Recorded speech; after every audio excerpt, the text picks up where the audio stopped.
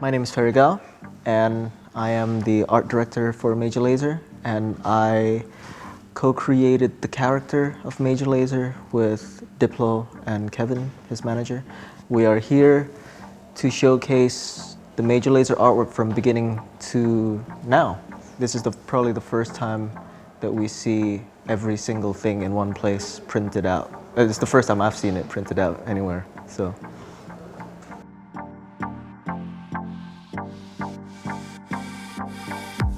I think it was in 2008, and it was completely by accident. It was random. Friends of mine work for this record company called Excel Records, which is literally in my neighborhood. So I have a lot of friends who work at the label, and I was going there just to meet him for lunch. And it just so happens Diplo and his manager were there, just, I don't know, discussing whatever. And my friend introduced me to them, and my friend just said, "Oh, Ferry here is an illustrator. Didn't you say you had this project that needs illustration done?" It's like, "Oh yeah, of course, you should totally audition for it."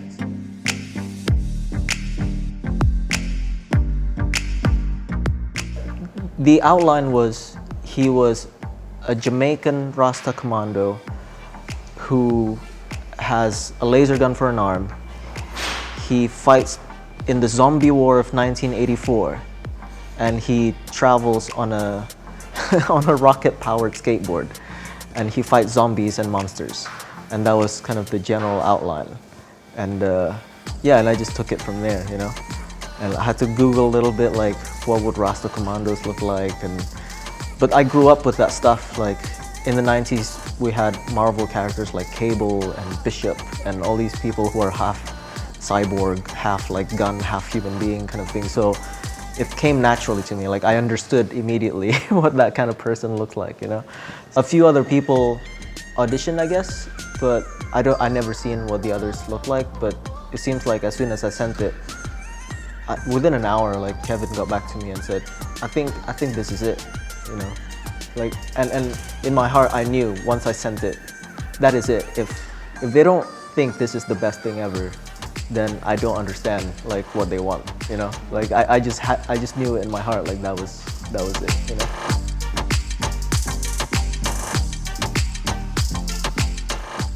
I guess Major Lazer was born out of paying respect to that culture of it, that side of the culture. But that means, you know, creating the character, creating the record covers, creating the single artwork, the posters, like all the dance hall, even when they play clubs or when they play the flyers, they're all like funny characters dancing and like crazy people, crazy characters in comic book form. So yeah, that's, I guess, a lot of the artwork and why the illustration envelops all sides of the project is partly to pay homage to that era of album artwork, that 70s and 80s reggae. But also, both Diplo and I grew up in the 80s, where American cartoon and like Marvel comics, and me especially with like Japanese anime as well, because I grew up in Indonesia. Like, we grew up with that stuff and we relate to it fully, you know? So it's almost like paying homage, but also pleasing ourselves and, like, you know, paying homage to our own interests and our own childhood, and kind of like marrying the two together, you know?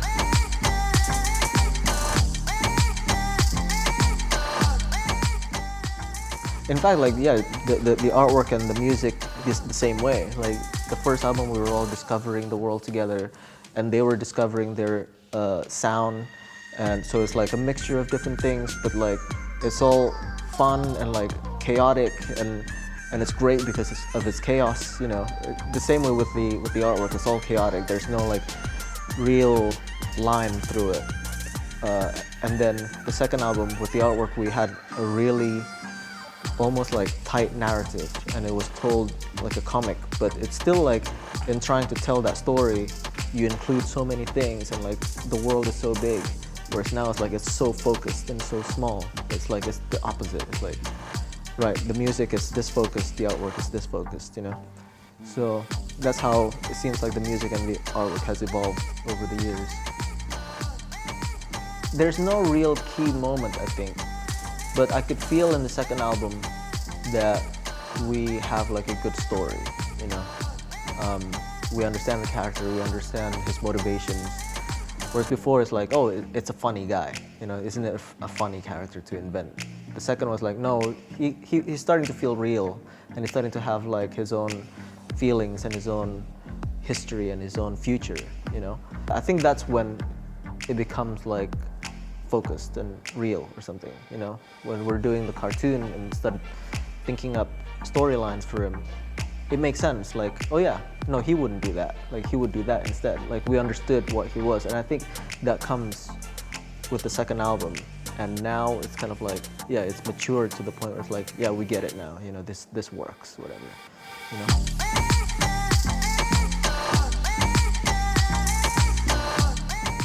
Yes, definitely. This album is almost by far the best album they've produced. Every single song that they came up with for this album could be a single in itself, you know? It's so strong, and I think the artwork for myself as well, like it's the strongest I've put out. And I think finally we've come to a point where we understand this world completely, that we're all, Diplo with the music and me with the artwork, we all understand it and in control of it so much that it becomes the best that it's ever been.